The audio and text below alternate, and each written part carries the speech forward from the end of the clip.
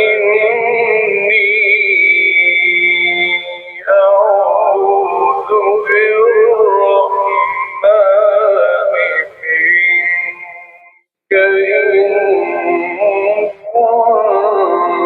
كنت تقيا.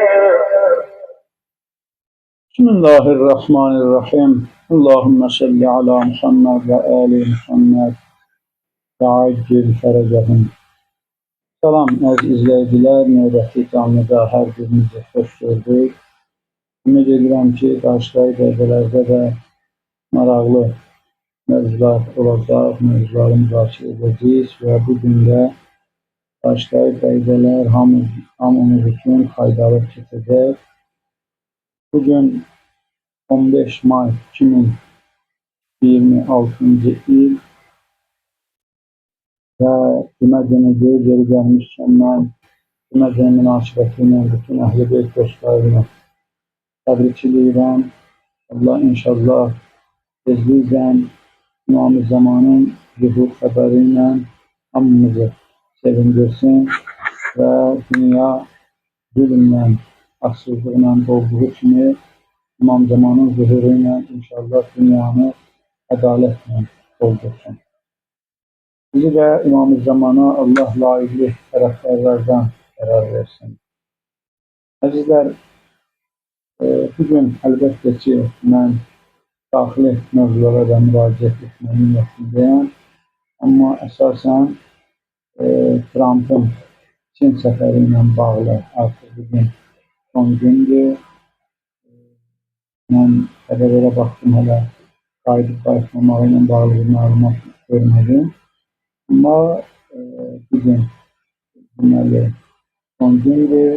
Trump'ın Çin səfəri ilə bağlı genel olaraq getdiyi məlumatlar var. Bu səfər haqqında bugün danışacağıq və bizi əslində bizim üçün bu səfəri maraqlı edən bu səfərdə İranla bağlı verilən qərarlardır, İranla bağlı aparılan müzakirələrdir. Əgər aparılıbsa, bu barədə biz müəyyən fikirlər səsləndirəcək, müəyyən informasiyalar verəcək, sizə bəzi təhlillərimiz də olacaq. Və eyni zamanda mən bir çox ictimaiyyət mövzuları, daxili mövzuları da bilmək istəyirəm. Amma öncə həmişə olduğu kimi yenə sizdən xahiş edirəm, hərəniz bir dəfə, yəni canlıya qoşulan dostlar, bacı qardaşlar, hərəsi bir dəfə bu canlını bəyənsin. Fəqət bir dəfə, ancaq bir dəfə bəyənsin və Cavid Zaddarda YouTube kanalına abunə deyilsinizsə, gecikmədən abunə olun ki, bizim məlumatlar anında sizin üçün əl çatan olsun. Çünki bəzi dostlar qeyd edirlər ki, sizin canlıların bildirisi bizə gəlmir, biz sizin canlılardan xəbərsizdir və s.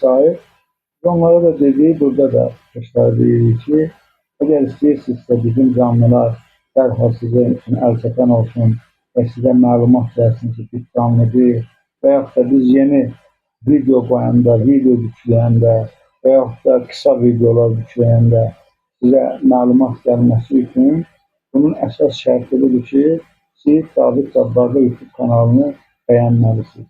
Siz əgər bəyənməsəz, heç bir halda sizə məlumat gəlməyəcək. Siz bəyənməlisiniz və Cavid Zaddarda YouTube kanalında yayınlanan videolara fərqi yoxdur. Böyük videolar olsun, kiçik videolar olsun və yaxud da canlı yayınlar olsun. Onları həm də bəyənməlisiniz, yorum yazmalısınız və abunə olmalısınız. Ən əsası odur ki, Cavid Zaddarda YouTube kanalına abunə olmalısınız. Abunə olmalısınız ki, bizim canlıların və videoların məlumatları sizin üçün dərhal gəlsin. Əgər siz abunə deyilsinizsə və Cavid Zaddarda kanalında siz videoları bəyənib paylaşım etməmişsinizsə, yorum yazmamışsınızsa, çox güman ki, bizim canlılar haqqında sizə heç bir məlumat gəlməyəcək. YouTube'un qaydası belədir. Bəyənmək lazımdır, paylaşmaq lazımdır və abunə olmaq lazımdır ki, bizim kanalın məlumatları sizin üçün əl çatan olsun. Əziz izləyicilər, Sizdən yenə də e, əvvəl soruşduğum kimi yenə də soruşuram. Səsin vəziyyəti və görüntünün vəziyyəti necədir? Bir zəhmət olmasa səs və görüntü ilə bağlı mənə bildiriş verin və bəyənmələri artırın. Eyni zamanda kimin hər hansı bir problemləri olarsa, ictimailəşdirməkdə çətinlik çəkirsə və yaxud da qorxursa və yaxud da başqa səhifələr onun problemlərini işıqlandırmaqdan imtina edirsə, biz çəkinmədən hazırıq izləyicilərin problemlərini işıqlandıraq. Nəinki izləyicilərin, istənilən adamın biz problemlərini ictimailəşdirməyə hazırıq və heç bir çətinlik, heç bir qorxu olmadan nə problemlərimiz varsa, ictimai, sosial problemlərimiz, biz onları işıqlandırmağa hazırıq. Başqa bir məsələ, deməli, mən canlıda olan şəxsləri, indi ad və ad çəkmirəm, amma canlıda olan hər kəsi, bütün bacı qardaşlarımızı səmimiyyətimlə salamlayıram, hər birinə təşəkkür edirəm və hər birinə yenə də xahişim var ki, heç olmasa bircə dəfə verilişi canlını bəyənin ki, daha çox insana qarşısına çıxmış olsun.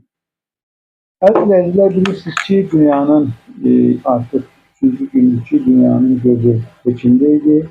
13-15 may tarixində Trump Pekinə səfər etdi, Çinə getmişdi və düzdür, əvvəlki günlərdə bu səfərlə bağlı bəzi məlumatları diqqətimizə çatdırmışdı, bəzi təhlillərimizi etmişdik. Belə görünür, bizim dediyimiz təhlillər yenə də özünü doğrultdu və Trump bu səfərə əsasən iqtisadi maraqlarına təmini üçün getmişdi və biz indi bir qədər sonra Trump'ın səfərinin ümumi xülasəsini sizin diqqətinizə çatdıracağıq və mənim proqnozum bundan ibarətdir ki, bu səfərdə çox güman ki, hər hansı bir əhəmiyyətli sənəd imzalanmayacaq.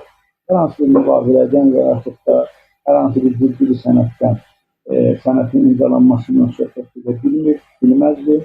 Biz gördük, Trump çox soyuq qarşılandı və bugünkü yayılan məlumatlara əsasən səfər çərçivəsində ABŞ və Çin arasında hər hansı bir ciddi sənədin imzalanmadığını da biz gördük.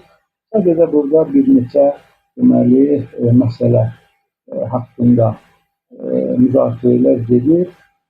Bu da demək olar ki, belə bir böyük səfərin çərçivəsində belə sənədlərin, belə razılığın əldə olunması demək olar ki, səfəri tam uğursuz edir.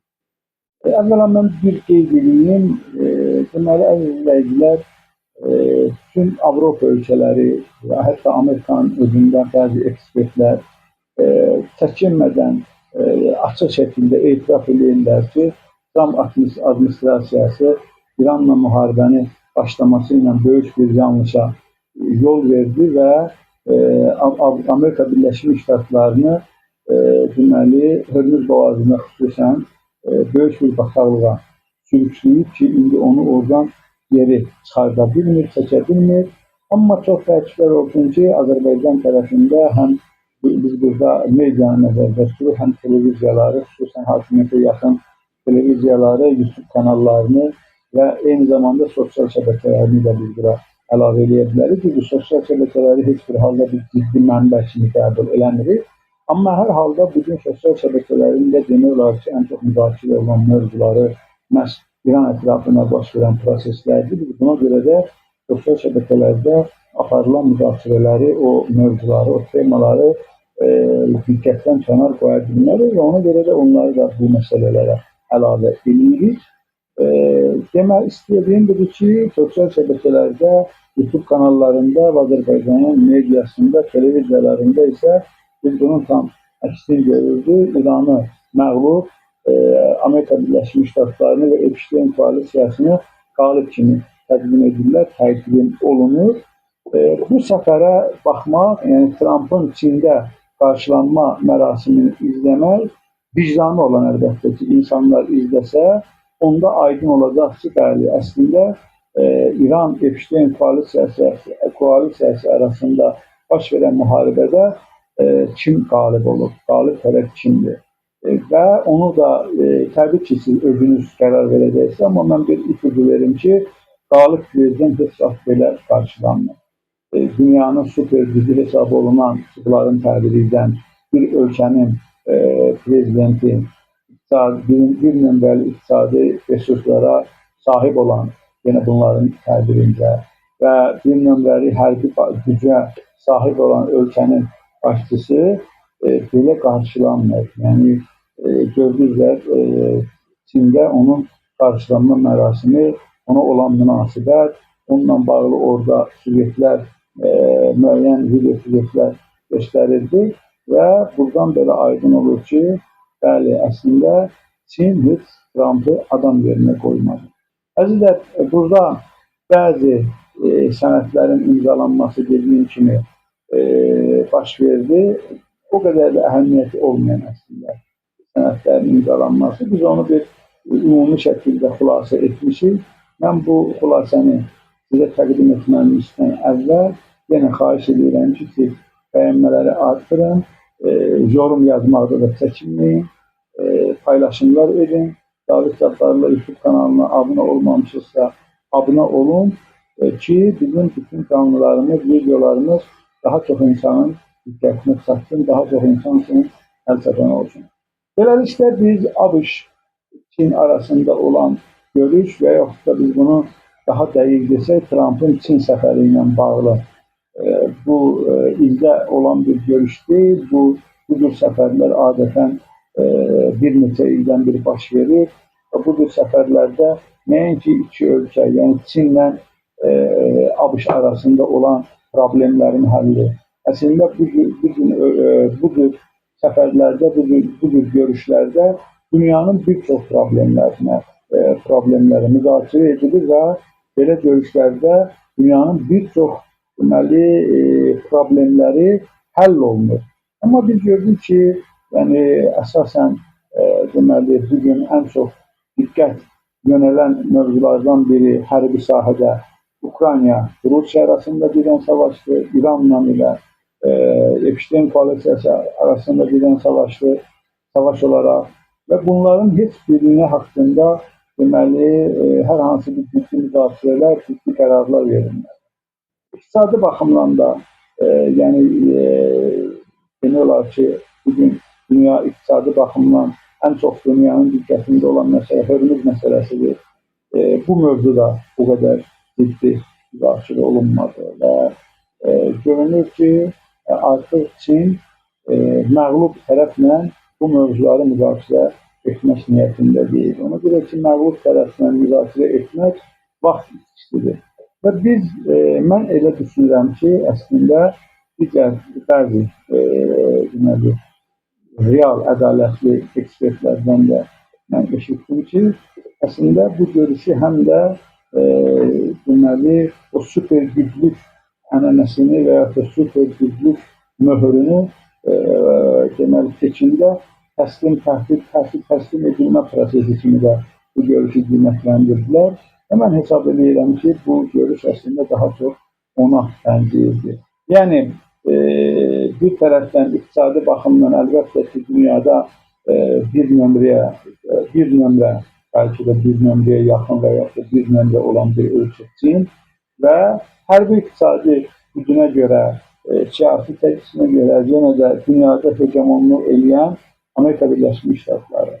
Bu iki ölkə əslində bu böyük dövlətlərin görüşləri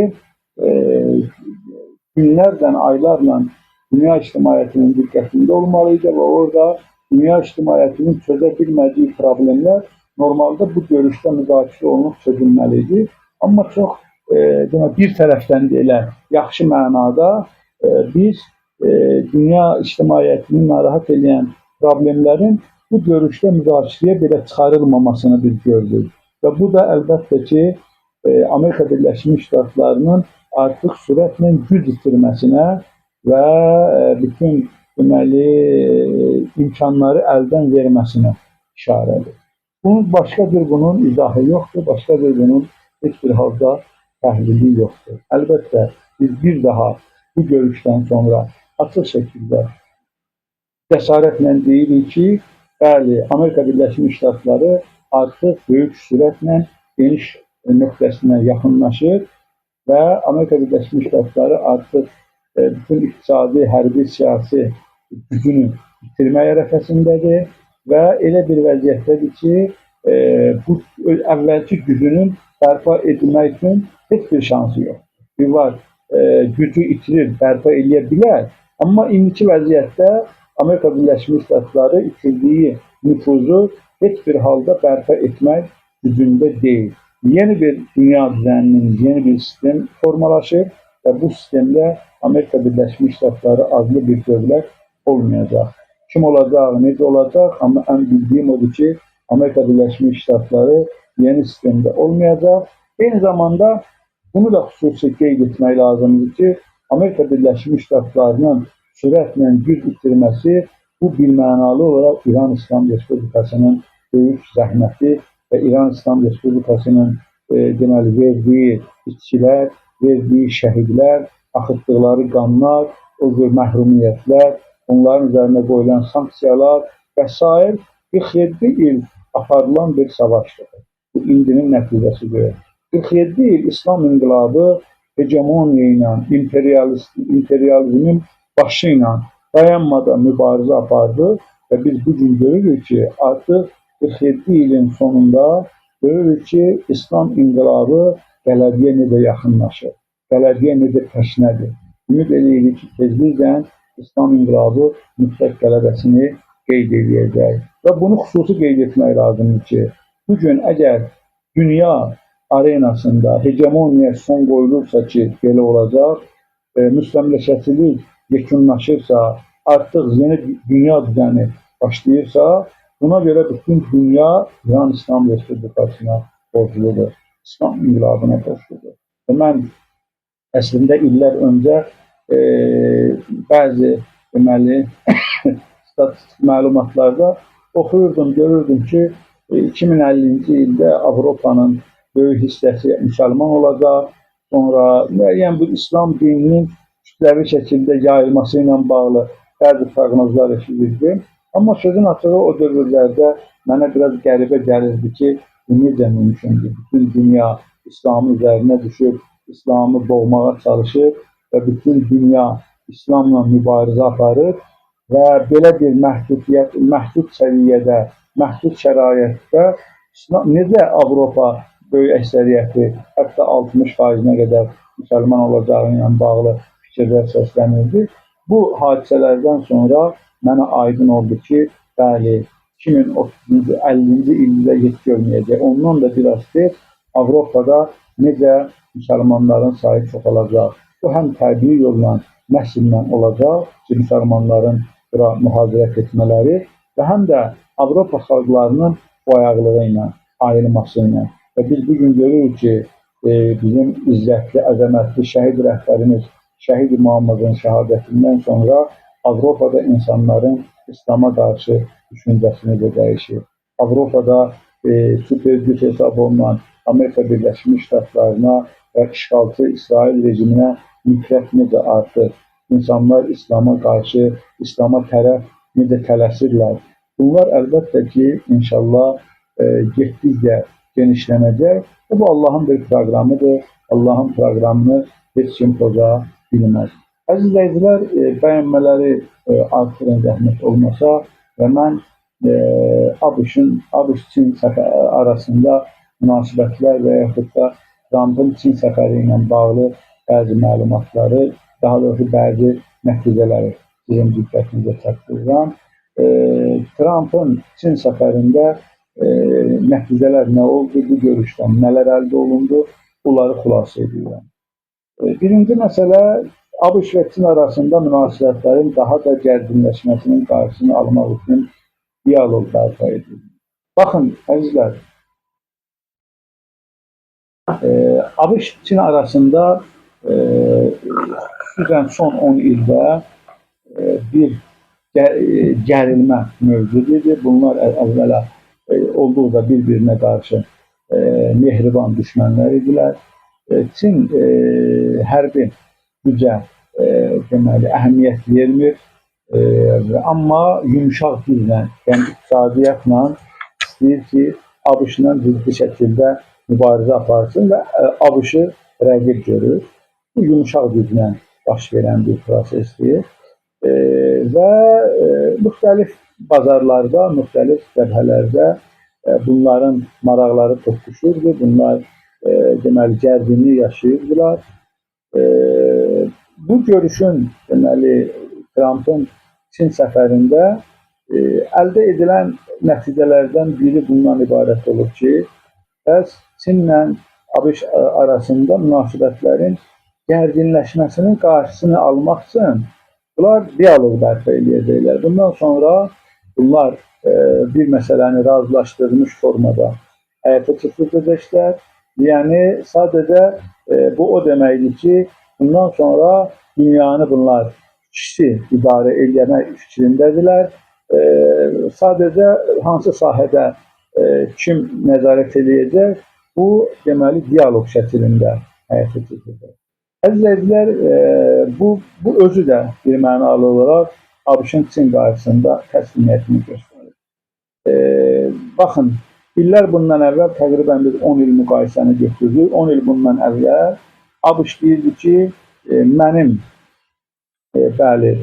ABŞ deyirdi ki, mənim diktəm, mənim qərarlarım müzakirə olunmayacaq. Mən dünyada istədiyimi eləyərəm.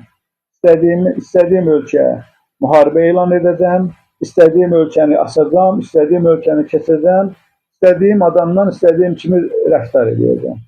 Amma indi biz bugün gördük ki, ABŞ prezidenti basa-basa gedir Çinə və Çində deyir ki, yaxşı, gəl biz, indi mənim adım var, sanım var, mən illərdir dünyada super güc kimi təqdim olunuram, gəl mənim abrımı yaparma, gəl razılaşaq, dialoqa girək. Bunun başqa bir oxunuşu yoxdur, bunun başqa bir tərcüməsi yoxdur. Əslində bugün Çinlə ABŞ arasında bir razılıq əldə olunur ki, o razılıq əsasən deməli bu iki dövlət arasında, iki böyük dövlət arasında problemlərin, gərginləşmənin razılıq əsasında müzakirə edəcəklər. Burada artıq biz keçmişlərə nəzər salsaq, 10 il bundan əvvəl Çini götürsək, 10 il bundan əvvəl Amerika Birləşmiş Ştatlarını götürsək, deməli məlum olur ki, artıq Amerika Birləşmiş Ştatları xeyli nüfuz baxımından eniş edir. Nüfuz baxımından çox aşağı düşür və bu aşağı düşməkdə də davam edir. İkinci məsələ, tərəflər kənd təsərrüfatı məhsulları, enerji və təyyarə alışı üzrə məhdud ticarət razılaşmaları əldə ediblər. Deməli, Çin Amerikadan kənd təsərrüfat məhsulları ixal edəcək və eyni zamanda təyyarə alışına, Boeing təyyarəsini almaqla bağlı Çinin maraqları var. Ola bilsin ki, Çin Amerika Birləşmiş Ştatlarından Boeing təyyarəsini sifariş versin. Bunlar sadəcə ilkin razılıqdır, ilkin danışıqlardır. Deməli, siz baxın, dünyanı idarə etmək iddiasında olan və bütün iqtisadi resursları ilə, hərbi potensialı ilə dünyada meydan oxuyan ABŞ gedir Çinə və öz kənd təsərrüfat məhsullarını Çinə ixrac etmək üçün bir danışıqlar aparır. Yəni bu artıq müzakirə olunan mövzulardan aydın olur ki, bu iki gücün qarşılıqlı söhbətin deyil. Bu hardasa iki sadə bir dövlətin artıq arasında olan bəzi müzakirələrə oxşayır və dediyim kimi bu ikinci maddə də əslində göstərir ki, bəli, ABŞ nə qədər nüfuz itirir. ABŞ-ın nüfuzunun itirilməsi və ABŞ-ın sürətlə zəifləməsini gizlətmək artıq mümkün deyil və biz yaxın aylarda görəcəyik ki, ABŞ-ın biabırçı, rüsvayçı məğlubiyyəti haqqında dünya mediası bugünə qədər ABŞ-ın deməli üstünlüklərini, qalibiyyətini və s. fəxrlə yazan media orqanları, Avropa mediası və Amerika mediası yaxın aylarda ABŞ-ın ruslayıcı məğlubiyyəti haqqında necə də palas-palas məqalələr dərc edəcək, biz bunu görəcəyik. Siz bunu bir yerə yazın, deyərsiniz ki, bəli, belə fikir səslənmişdir. Yaxın günlərdə, yaxın aylarda biz görəcəyik ki, bugünə qədər ABŞ-ı öyən, ABŞ-la fəxr edən, ABŞ-ın beynəlxalq gücünü nümayiş etdirən, ABŞ-ın siyasi nüfuzunu nümayiş etdirən beynəlxalq media qurumları ABŞ-ın biabırçı məğlubiyyətini necə də işıqlandırırlar. Bunları görəcəyik. Növbəti razılaşma yeni iqtisadi və ticari danışıqları mexanizmi yaradılması müzakirə edilir. Yəni, yeni iqtisadi və ticarət danışıqları üçün mexanizm. İndi biz dünən də, daha doğrusu sıra günkü canlıda da, ayın 13-dəki canlıda da hansı tərkiblə Trumpın Pekinə getməsi ilə bağlı mövzunu müzakirə etdik və orada da açıq şəkildə qeyd olundu, göründü ki, Trump əslində deməli, Pekinə apardığı nümayəndə heyətini, o tərkibdən bəlli olur ki, burada sadəcə xilas və yalvarış üçün bu səfər gedir. Ancaq iqtisadi kontaktlar, iqtisadi əlaqələr və özünə lazım olan, deməli, əgər bir dövlət super güc kimi təqdim olunan bir dövlət ancaq öz hayındadırsa, özünü düşünən qərarlar verirsə və müzakirələr aparırsa, o deməkdir ki, artıq bu dövlət kimi tənəzzül edir. Amma əgər ABŞ super dövlət idisə, ABŞ içində deməli, Ukrayna, Rusiya məsələsinin müzakirəsi istiqamətində addımlar atmalıydı. Konkret tələb qoymalıydı ki, biz dünyada mediasında bəzi iddialar var, xüsusən Azərbaycan mediasından daha çox görürəm, nəinki dünya mediasında iddialar var ki, iddialar var ki, güya İran İslam Respublikası Amerikanın və İsrailin qarşısında məhçinin dəstəyi ilə durub, dünən bu mövzuya, daha doğrusu İsrailin bu mövzuya münasibət bildirdi. Əgər belədirsə, o zaman Amerika Birləşmiş Ştatları bunu şərt olaraq Çinin qarşısına qoymalıydı və tələb etməliydi ki, sən İranın arxasından çəkinməlisən. Fərz edək ki, biz hesab etmirik ki, İran Çinin gücü ilə Çinə arxalanaraq Amerikanın qarşısında durub və Amerikanın burnunu yerə sürtür. Biz bunu belə düşünmürük. Biz düşünürük ki, və deyirik də, İran Amerikanın burnunu Allaha güvənərək yerə sürtür. İran işğalçı rejimini delin, Allaha güvənərək xalq hakimiyyət birliyi və dini qaydalara əməl, ondan sonra təqva, İmam Hüseyin məktəbi xüsusən, İmam Hüseyin məktəbinə arxalanmaq, İmam Hüseyin məktəbini inkişaf etdirmək və sair səbəblərə görə İran bu qüdrətə gəlib çatır. Nəinki Çinə arxalanmaq. Amma hər halda bugün biz əgər qərb ideoloqlarının fikirlərinə əsas götürsək belə, yenə də əgər Amerika Birləşmiş Ştatları öz nüfuzunu itirməmiş olsaydı, öz çəkisində qalmış olsaydı, Çindən açıq şəkildə İranın arxasından çəkilməyi tələb etməliydi. Amma biz bunları qətiyyən görmədik. Ümumiyyətlə, Çin səfərində, Trumpın Çin səfərində İran-Amerika münasibətləri o qədər də deməli, müzakirəyə çıxarılmadı.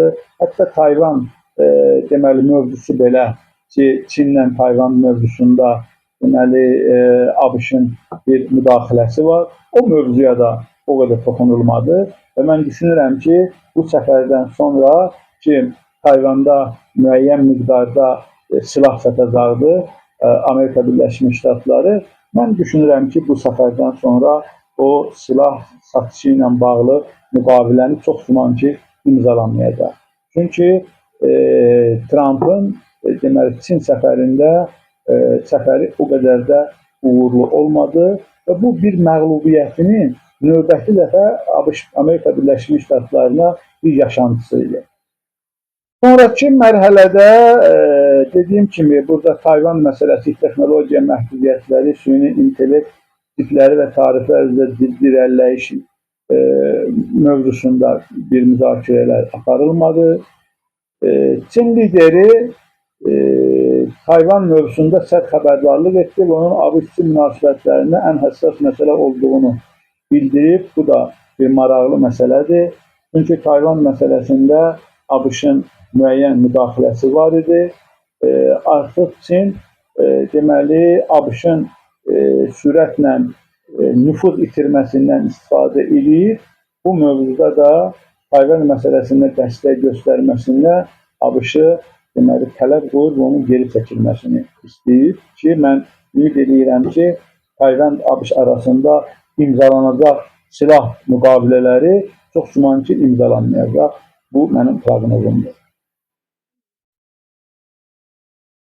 Bəli, bir mövzu da bundan ibarətdir. Deməli, İran yaxın şərq böhranı barədə danışıqlar aparılır, amma Çin konkret öhdəlik götürmür. Yəni, mən bu barədə biraz əvvəl dedim. Çin İranla bağlı hər hansı bir öhdəlik üzərinə götürmür. Biz dünən İranın Xarici İşlər Nazirliyinin bəyanatını BRICS toplantısı çərçivəsində biz gördük və bu gün yenə də İranın Xarici İşlər Nazirliyi Abbas Ərəqçinin bir bəyanatı səsləndirilib. Mən bunu da izləyicilərin diqqətinə çatdırmaq istəyirəm.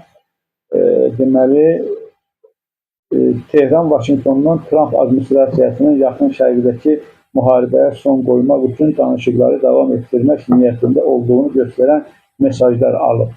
Buna Ərəqçi deyir ki, bəs Tramp administrasiyası müharibəni dayandırmaqla bağlı mesajlar verir. Bu barədə İranın Xarici İşlər Nazirliyi Abbas Ərəqçi mayın 15-də bəyanat verir. ABŞ tərəfi isə hələ bu iddianı rəsmi təsdiqləmir. İran tərəfi açıq bu mövzuda bildirib ki, ABŞ müharibənin dayandırılması və müzakirələr aparılması ilə bağlı müəyyən mesajlar göndərir. Biz dünən bu mövzuya toxunduq və hansı şərtlər daxilində İran, yəni daha doğrusu İslam inqilabı danışıqlara gedə bilər, danışıqlar masasında otura bilər deməli mövzusunu izah etdi və o 5 dənə şərti də qeyd etdi. O şərtlər əgər reallaşarsa ABŞ tərəfindən İran ondan danışıqlara gedə bilər kimi bir fikir ortaya qoyub. Bu günlərdə biz deməli İran tərəfindən görürük ki, İran tərəfi bəyan edir, ABŞ danışıqlarla bağlı mesajlar verir. Düzdür, deməli Trump'ın bir hiləgər davranışı var. Güya danışıqları istəmir, sonra İranla bağlı biraz uyğunsuz fikirlər səsləndirir. O fikirləri əvvəl İran tərəfi özü təsdiq edirdi, amma indi daha İranın özünə heç gərək yoxdur. Trump'ın o fikirlərini Amerikalı mütəxəssislər, bu keçmiş dövlət vəzifəliləri, mühüm postlarda oturan vəzifəlilərdən söhbət edir və yaxud da elə hazırda deməli dövlətin mühüm vəzifələrində oturan şəxslərin bu Trump'ın deməli dediklərini yalanlaması kimi məlumatlar yer almaqla biz görürük ki, bəli, artıq Amerika Birləşmiş Ştatlarının müddəti bitib, Amerika Birləşmiş Ştatları sürətlə geniş edir və nəinki dünyanın bütün problemlərini həll etməyi özlərində götürməyi, hətta öz problemlərini həll etmək iqtidarında deyil. Bu cümlə ilə mən istəyirəm bu mövzunu yekunlaşdıram ki, əziz izləyicilər, bu insanlar deyirlər ki, İran Epstein koalisiyasında Amerika Birləşmiş Ştatları qalib tərəfdir, açsınlar gözlərini, bu 2 günlük, 3 günlük səfərə baxsınlar, ola görsünlər ki, Donald Trump Çində necə biabırcasına qarşılanır və daha doğrusu qarşılanmır, necə hörmətsiz formada ağzının üstünə şillə vurulur siyasi olaraq və necə biabırçı formada öz məğlubiyyətini gizlədə bilmir, öz məğlubiyyətini özü elan edir və bu da onu göstərir ki, bu savaşın qalibi həqiqətən İrandır. Əvvəlki gündən indiyə qədər verdiği bütün sözləri, bütün şərtləri, bütün tələbləri hamısının üstündə dayanır. Milli deməli maraqlarından bir addım da belə geri çəkilmir və addım-addım qələbəyə yaxınlaşır. Biz inşallah ümid edirik ki, İslam inqilabı tezliklə tam və mütləq qələbəsini elan edəcək və regiondan, Allahın köməkliyi ilə regiondan Amerika Birləşmiş Ştatlarını qovacaq. Çünki regionun normal yaşaması üçün, sabitlik və əmin-amanlığa qayıtması üçün, eyni zamanda imperialist düşüncələrin burada tam kökünün kəsilməsi üçün bir neçə məsələ var. Birincisi, ABŞ-ın regionundan çıxarılması, ikinci, işğalçı Siyonist rejiminin bir mənalı olaraq məhv olması. Bu olmasa mümkün deyil. Çünki xəstəliyin kökü bax buradadır. Bu xəstəlik kəsilib dibindən atılmalıdır ki, müsəlman ölkələri öz dinlərinə normal əməl edə bilsinlər, özlərinə qayıda bilsinlər. Üçüncü əsas amil bundan ibarətdir ki, region ölkələri öz müqəddəratlarını özləri həll etməlidirlər, öz suverer hüquqlarına özləri sahib çıxmalıdırlar. Mən düşünürəm ki, bu üç əsas tələb deməli, yaxın dövrlərdə bu tələbin biz şərtlərini, biz reallaşmasını görəcəyik inşallah. Bununla da hegemoniya, dünya müstəmləkəçiliyinin kökü kəsiləcək və dünya idarəçilik sistemi, yeni idarəçilik sistemi bərpa olunacaq. Əziz izləyicilər, mən hər birdə təşəkkür edirəm. Çox sağ olun, səbirlə bizi dinlədiniz və canlıda olan dostlara da təşəkkür edirəm. Vaxt ayırdılar, fikir bildirdilər, qulaq asdılar, hər birinə də mən xüsusi təşəkkür edirəm. Beləlik və icazənizlə bugünkü canlını yekunlaşdırıram. Sağ olun, Allah amanında olun. İnşallah tezliklə İmam Zamanın zuhurunu görməyiniz. Allah amanında.